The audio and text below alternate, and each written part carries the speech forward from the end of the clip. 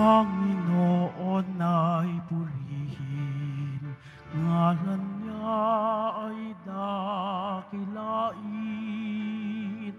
Panginoon ay purihin, ngalan niya ay dakilain. Panginoon, ikaw ang may likha ng langit, dagat at lupa, ng buwan, araw at mga bituin, tanang nilalang sa papawirin.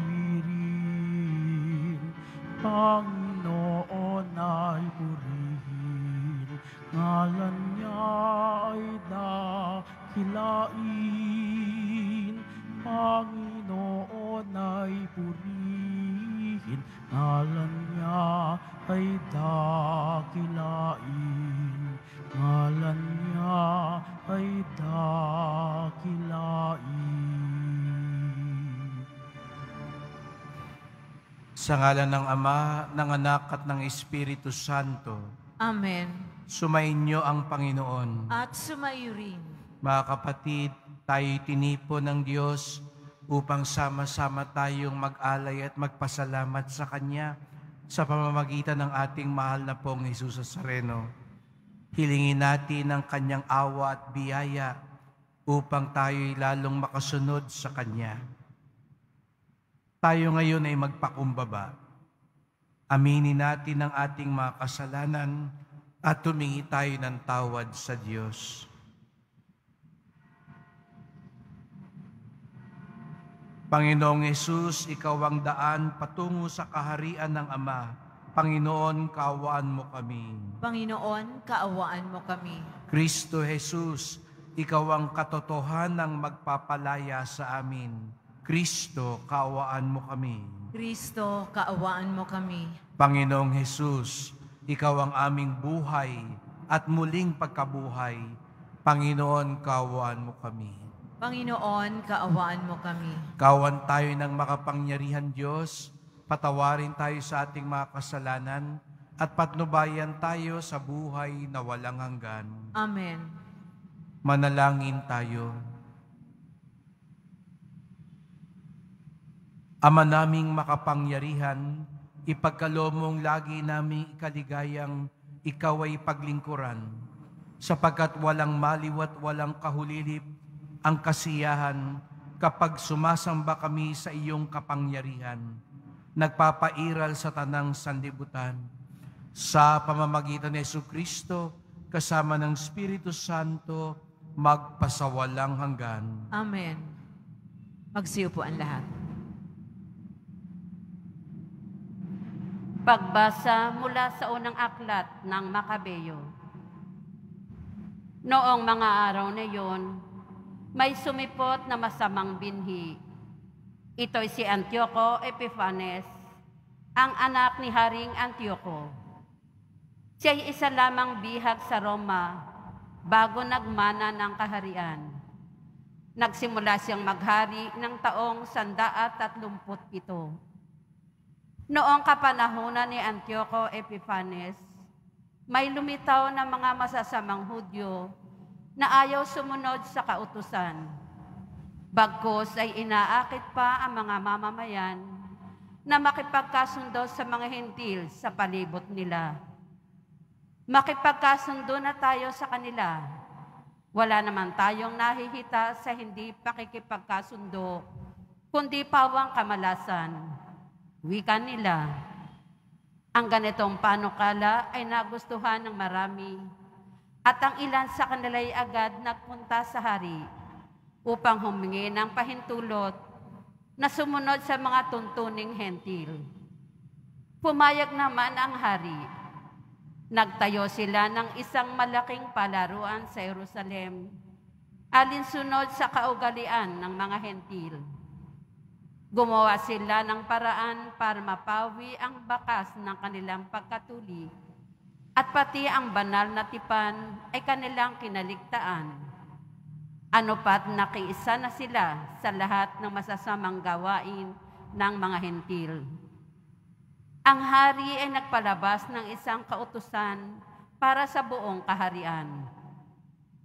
Iniutos niyang maging isa ang tuntunin sa bansa, kaya't ipinagbawal niya ang dating kautusan at ang relihiyon.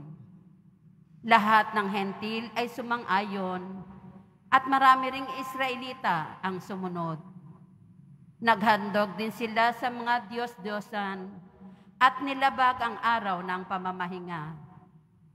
Noong taong 145,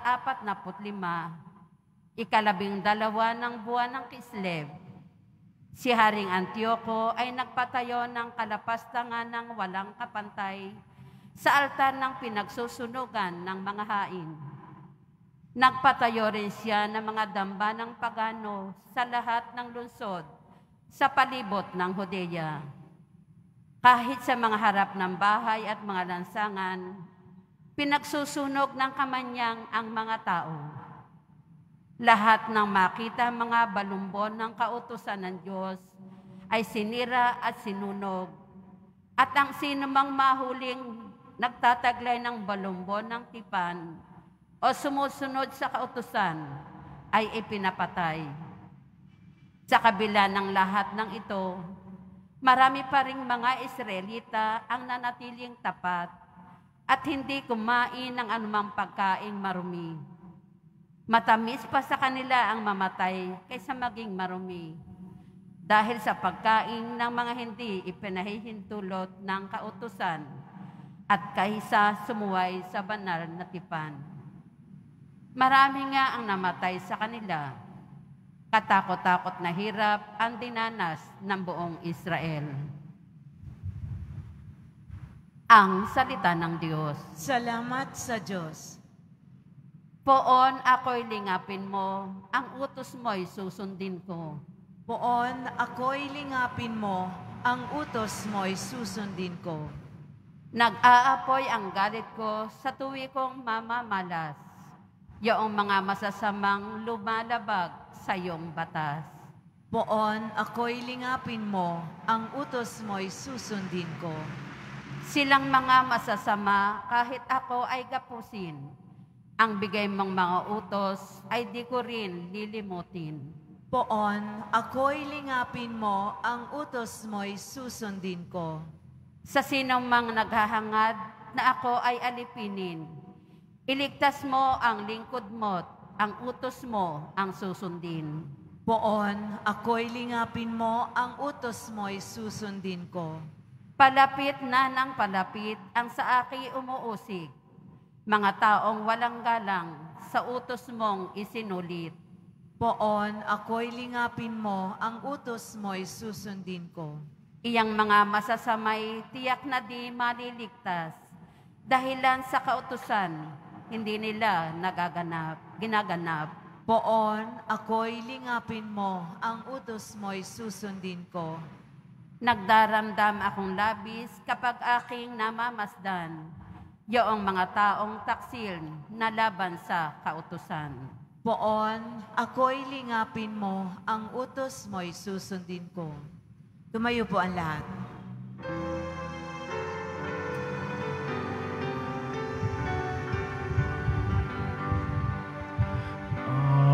Hallelujah,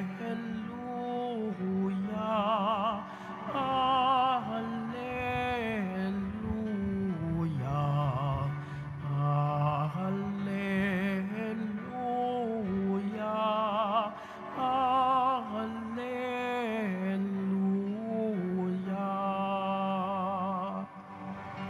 Sinabi ni Jesucristo, ako ang ilaw ng mundo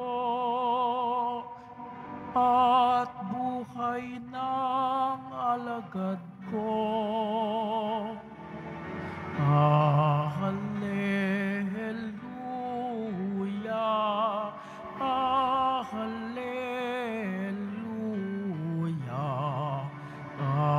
hallelujah, hallelujah.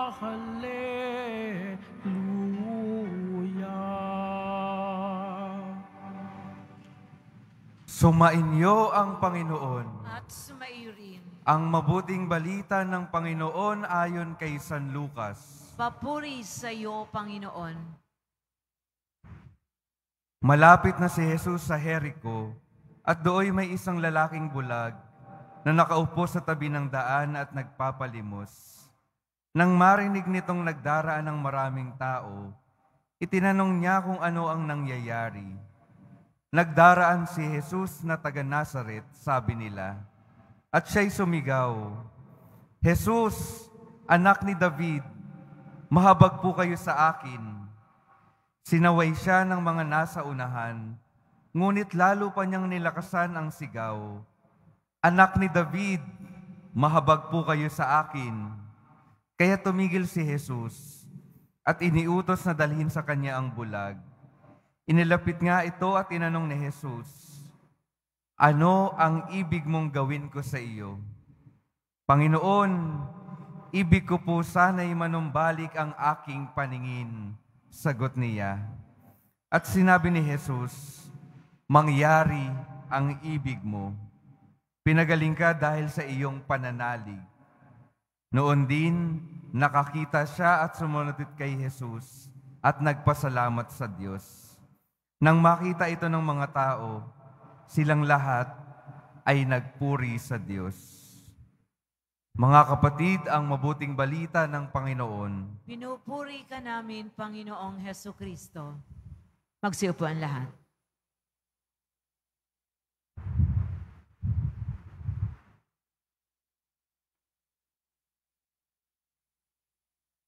Magandang umaga po sa inyong lahat at maligayang pagdating sa tahanan ng ating mahal na pong Jesus Nazareno. Binabati din natin ng mga nasa online, lalo na po mga may sakit at nag-aalaga sa may sakit at mga kababayan natin, kadeboto natin mula sa iba't ibang panig ng bansa, daigdig na nais sumama sa pagdiriwang ng misa dito sa ating simbahan sa Quiapo. Minsan pang narinig natin ang himala ni Jesus Nazareno. Ngayon, nangyari ang himala sa Jericho.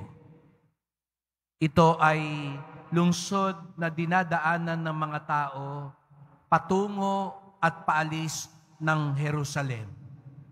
Kung kaya nga't maraming tao, natitiyak ko ang nasa Jericho sapagkat alam nila ito ay daanan. Kaya nga't maraming pulubi, maraming mga ngalakal. Hanggang ngayon, nandun pa rin ang Jericho at kanilang sinasabi na iyon ang pinakamatandang bayan sa buong mundo. Sapagkat bago pa man din sa panahon ng Panginoon, ay naroroon na yun dahil nga napakahalaga ng kanyang pwesto sa mga ngalakal at maglalakbay. Kung kaya nga ang bulag ay masasabi natin, isa lamang sa maraming tao na naroroon. Hindi niya siguro inisip ang tungkol kay Jesus Nazareno. Noon lamang napadaan doon at napakiramdaman niya na maraming tao ang nais makapunta sa kanya at makalapit, doon lang siya nagkaroon ng interes kay Jesus Nazareno. Ngunit makikita natin ang dalawang bagay sa bulag na ito. Oo, siya'y namamalimos ng pera. Pero ipinakita din niya sa atin ang kahalagahan ng isang pag-uugali sa pagdarasal. Siya din ay nanglimos sa Diyos ng awa. Ito raw ang pinakamahalagang disposisyon sa pagdarasal. Na parang tayong lahat pag nagdadasal sa Diyos, tayo'y mga pulubi. Hindi natin siya dinidiktahan. Hindi natin siya inuutusan. Hindi natin siya minamadali. tayo'y nakikiusap lamang. Minsan nga pinapaalalahanan ko rin ang ibang mga pulubi, maging mahinahon. Alam ko, iba sa atin, medyo nakukulitan sa kanila o parang nahaharas na sa kanila. Sapagkat ang tunay na pulubi, hindi namimilit, nagmamakaawa at nakikiusap. Hindi niya inoobliga ang tao o kinukonsyensya para magbigay. Ipinapahiwatig lang niya ang kanyang pagmamakaawa. Ganon din po tayo sa Diyos. Hindi natin kinukonsyensya ang Diyos. Nasasabihin natin na manata na po ako, ha? Hindi na ako kumakain. Nagsasakripisyo na ho ako. Naglalakad na ho ako ng paluhod. Ginagawa ko na ho lahat ito. Nagbigay na ako ng malaking halaga. Huwag po. Kapag tayo nananalangin, nakikiusap lang tayo sa Kanya. Hindi tayo entitled. Hindi natin hinihingi yung karapat-dapat sa tingin natin. Kaya nga awa. Sapagkat sa totoo lang, ang hinihingi natin at ang tatanggapin natin, higit pa. Dahil kung ang tatanggapin lang natin ay yung karapat-dapat sa atin, baka kakarampot lang o wala pang dapat ibigay sa atin. At ang ikalawa, nananalangin siya, nagmamakaawa siya, ngunit puno rin siya ng pananampalataya. Believe din po ako sa bulag na ito. Alam niya ang kanyang pananampalataya. Alam niya ang mga kasulatan. Sapagkat anong tinawag niya kay Jesus? Anak ni David.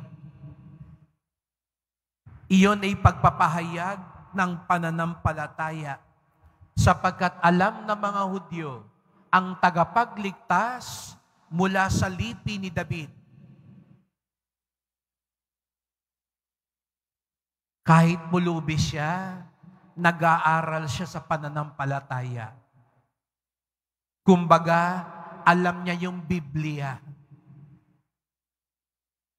Alam niya ang turo ng kanyang pananampalataya. Isang hamon sa atin mga deboto. Kapag tayo'y nananalangin, kapag sinabi nating nananalig tayo sa Kanya, hindi sapat na nagdarasal lang tayo sa Kanya. Sana po tinutuklas din natin, pinag-aaralan natin ang ating pananampalataya. Hindi lang tayo nagsisimba. Inaalam din natin, ano ba talaga ang misa? Kasi kung alam natin ang misa, talagang magalang tayo, maayos tayo kapag nangungumunyon. Alam natin ang tamang pag-uugali at galawan kapag nasa simbahan tayo. Ito'y isang hamon, lalo na po sa ating mga Pilipino. Palagi na lang panawagan ng mga obispo. Magaling tayo sa sakramento, pero kulang tayo sa ebanghelisasyon. Kulang tayo sa pangunawa sa pananampalataya. Kaya madali tayong tangayin ng mga pamahiin. Madali tayong mapaniwala na pagsasabay natin ang pananampalataya at mga hindi makakristiyanong mga gawain. Sapagkat kulang tayo sa pananampalataya, lalong-lalo na sa pag-aaral ng ating mga tinuturo sa simbahan.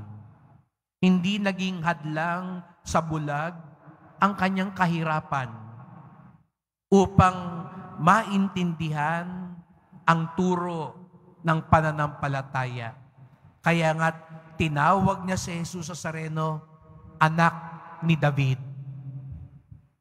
Ilan po sa atin ang talagang pinag-aaralan ng pananampalataya? Ilan sa atin ang nauunawaan ang mga turo ng simbahan?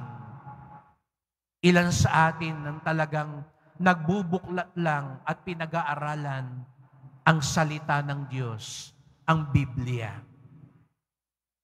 Ipinakita ng bulag sa Jericho ang mga magandang katangian ng pinaghihimalaan ni Jesus Nazareno, ang tunay na nagdarasal, nagmamakaawa at umuunawa sa pananampalataya. Nawa sa ating patuloy na pagdedebosyon kay Jesus Nazareno, matulad tayo sa Kanya, mapagkumbaba at umuunawa sa turo ni Jesus.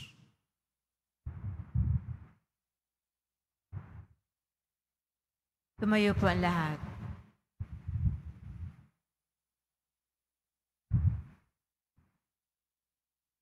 Mga kapatid, hilingin natin sa Diyos Ama na buksan ang ating mga mata upang malinaw nating makita ang Kanyang daan at sundan siya ng buong puso.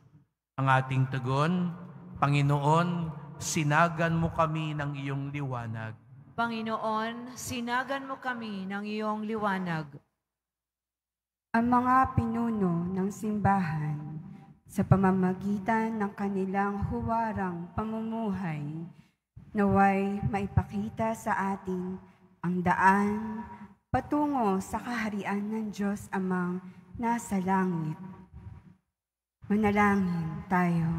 Panginoon, sinagan mo kami ng iyong liwanag. Sa pamamagitan ng ating paggawa ng kabutihan, naway palagi nating bigyang pansin ang mga hinahatulan, tinanggihan, at hindi minahal sa ating lipunan. Manalangin tayo. Panginoon, sinagan mo kami ng iyong liwanag.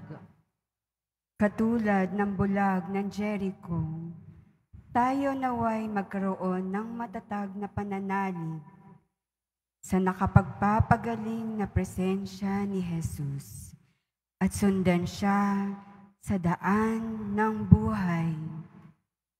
Manalangin tayo. Panginoon, sinagan mo kami ng iyong liwanag. Ang mga may sakit at mga nagdurusa sa kalabuan ng paningin o pagiging bulag, naway makatagpo ng kagalingan at kasiyahan. Manalangin tayo.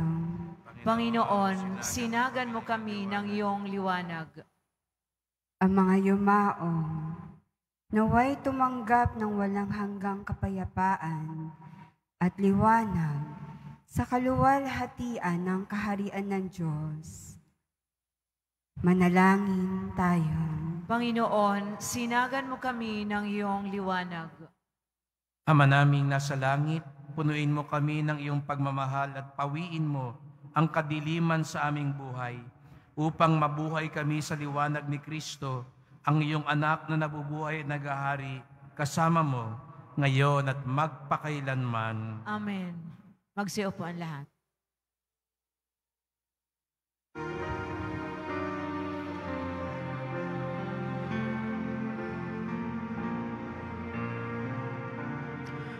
Itong alak at tinapay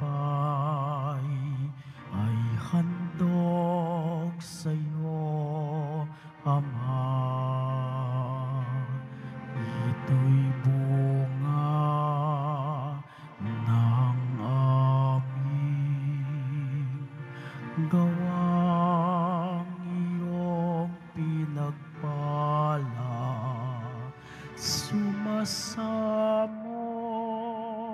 ang iyong bayang, tanggapin iyong basbasan,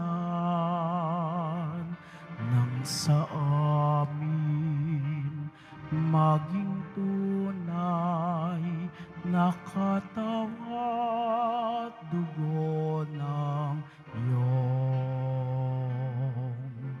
anak. Tumayo po ang lahat.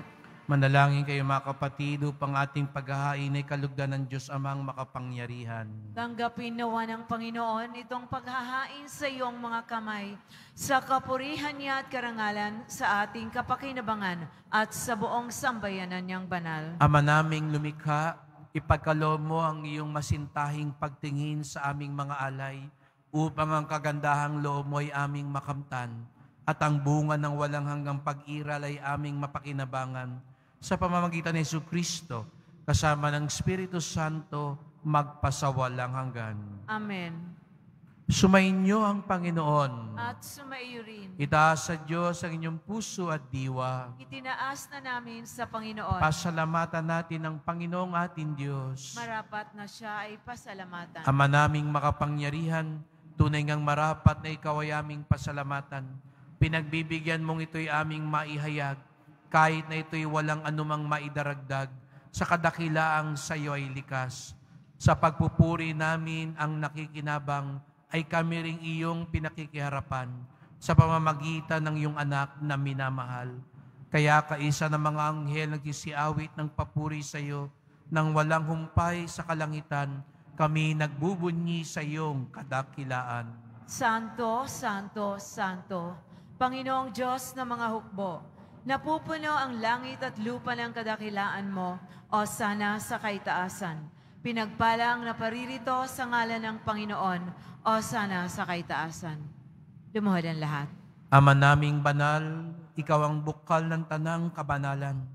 Kaya sa pamamagitan ng iyong Espiritu, gawin mong banal ang mga kaloob na ito, upang para sa amin maging katawan at dugo ng aming Panginoong Jesucristo.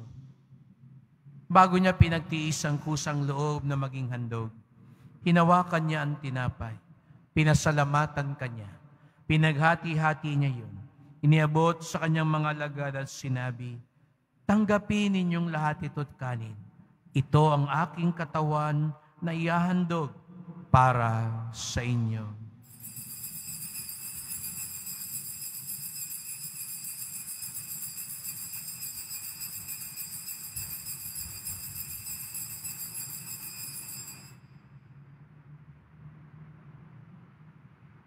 Gayon din naman ang matapos sa hapunan, hinawakan niya ang kalis. Muli kanyang pinasalamatan. Iniabot niya ang kalis sa kanyang mga alagad at sinabi, tanggapin ninyong lahat ito't inumin. Ito ang kalis ng aking dugo, ng bago't walang hanggang tipan. Ang aking dugo na ibubuhos para sa inyo at para sa lahat sa kapagpapatawad ng mga kasalanan. Gawin niyo ito sa pag-alaala sa akin.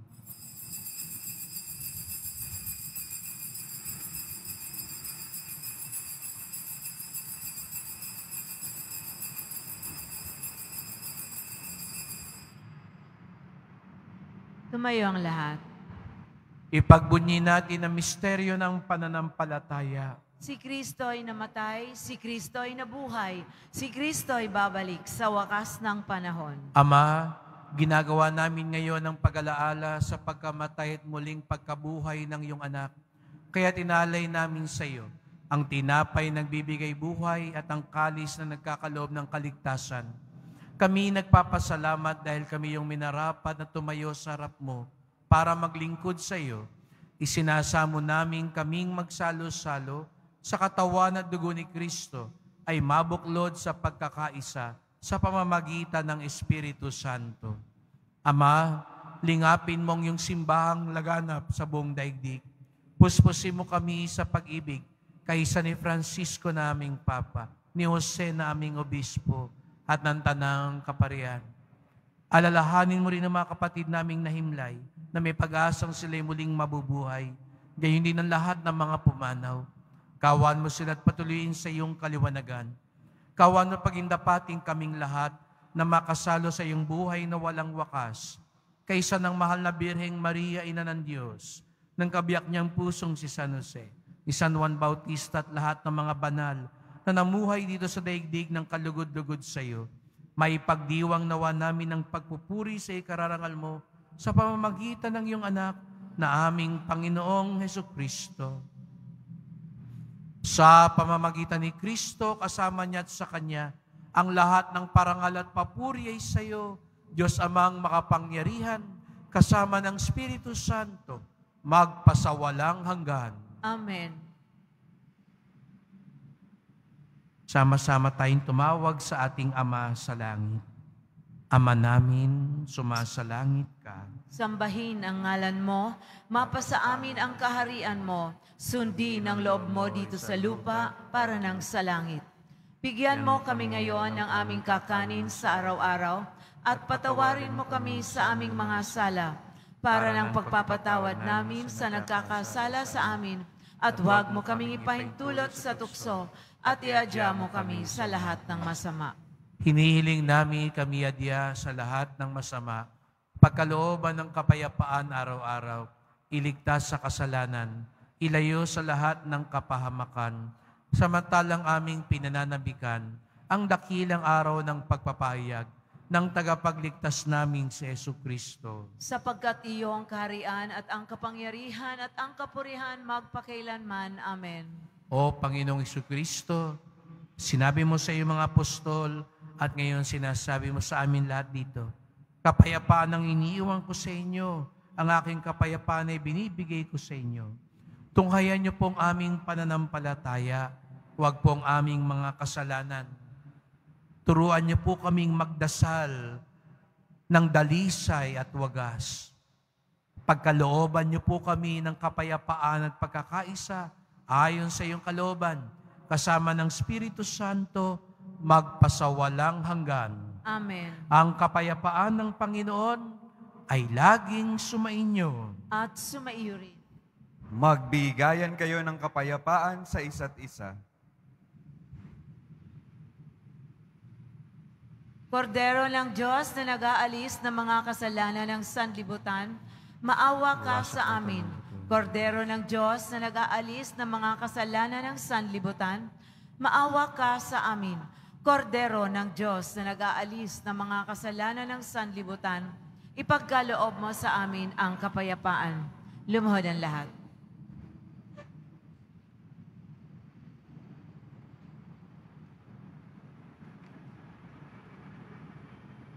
Narito ang ating Panginoong Hesukristo, ang liwanag, ang kagalingan ng bawat isa sa atin. Ang kordero ng Diyos na nag-aalis ng mga kasalanan ng sanlibutan, mapapalad ang inaanyayahan sa kanyang piging. Panginoon, hindi ako karapat-dapat na magpatuloy sa iyo, ngunit sa isang salita mo lamang ay gagaling na ako.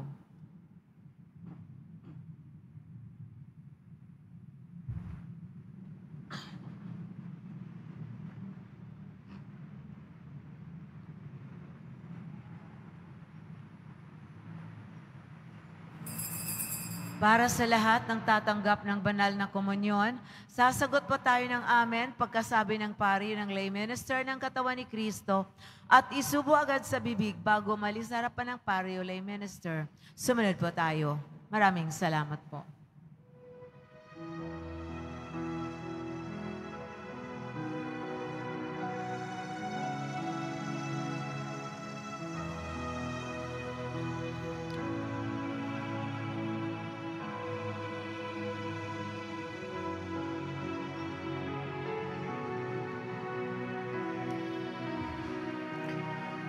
O Jesus,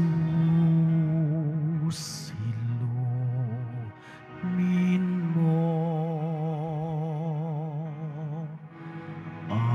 aking sugatang puso ng aking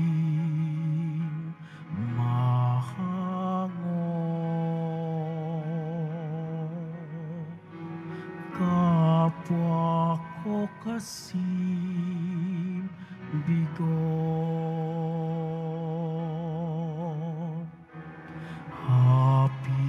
hapis at pait, iyong patamisin at agkan ang sakit nang magningas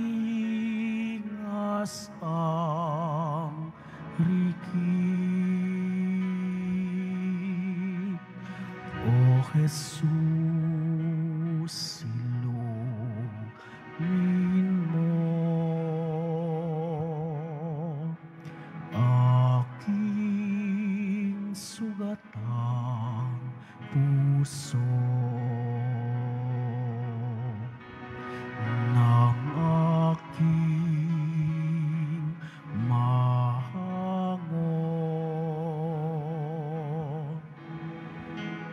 Kapwa ko kasing bigo.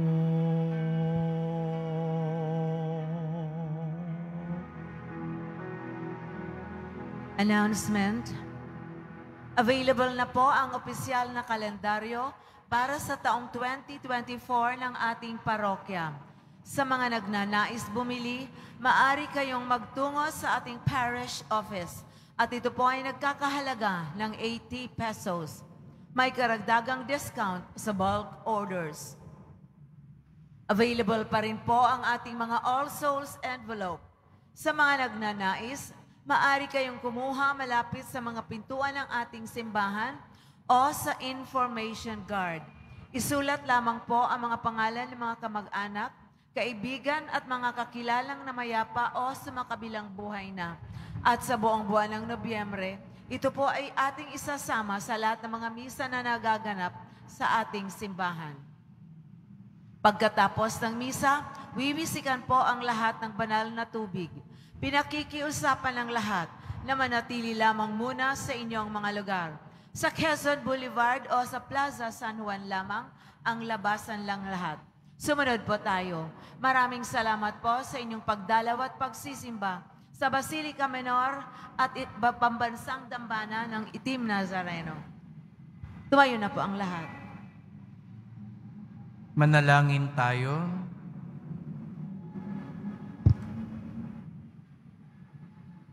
Ama naming mapagmahal, sa pinagsaluhan naming banal na pakikinabang, ang amin nawang pag-ibig ay lalong madagdagan ng ginawa namin sa pag-alaala sa anak mong mahal na nagutos ipagdiwang ang huling hapunan. Sa pamamagitan ni Jesucristo, kasama ng Espiritu Santo, magpasawalang hanggan. Amen. Pagdasal natin patuloy ang mga mahal nating yumao. Panginoon namin Diyos, Ama namin, Ikaw po ang dahilan ng aming pagsilang, sa iyo galing ang aming hiram na buhay. Buong kababaang loob po kaming nananalangin at kami nagmamakaawang kalugdan mo po ang mga kaluluwa ng mga pumanaw na sa mundong ito. Sila naway magkamit ng buhay sa iyong piling. Alisin mo ang anumang mga karumihan ng kasalanan upang sila'y maging marapat sa iyong walang hanggang kalinisan. Iahon mo sila mula sa purgatorio at bigyan ng puwang sa iyong kaharian sa langit. Kapayapaan kailanman ang igawad ng may kapal sa mga yumaong nagsipanaw. Sila naway silayan ng iyong ilaw na walang hanggan. Amen. Mapanatag nawa sila sa kapayapaan. Amen.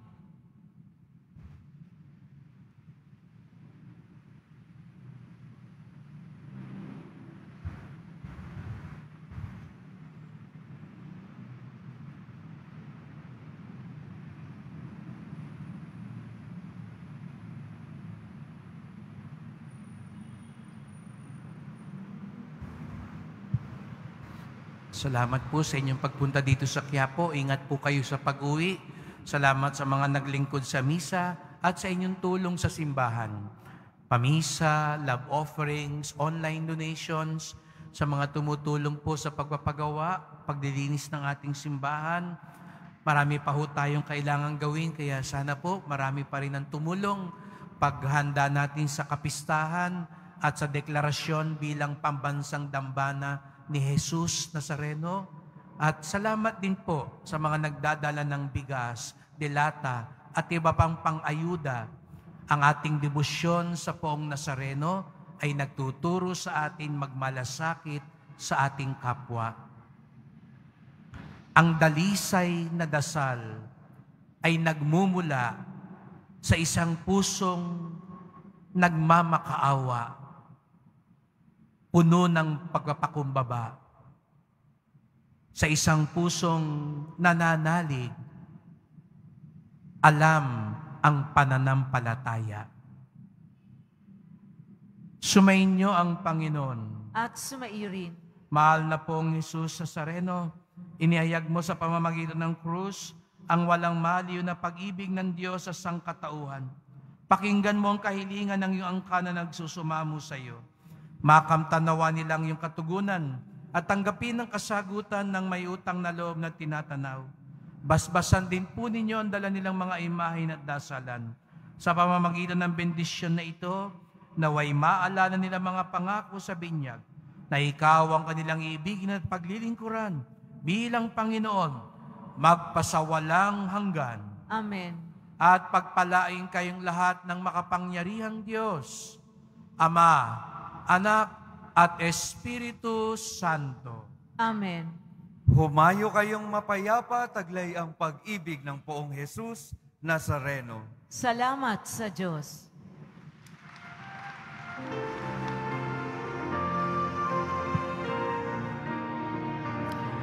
Nuestro Padre Jesus Nazareno, sinasamba ka namin, pinipintuho ka namin, aral mo ang aming buhay at kaligtasan. Nuestro Padre Jesus Nazareno, iligtas mo kami sa kasalanan. Ang krus mong kinamatayan ay sagisag ng aming kaligtasan. Nuestro Padre Jesus Nazareno, dinarangal ka namin. Nuestro Padre Jesus Nazareno, niluluwalhati ka namin. Nuestro Padre Jesus Nazareno, dinarangal ka namin. Nuestro Padre Jesus Nazareno, niluluwalhati ka namin.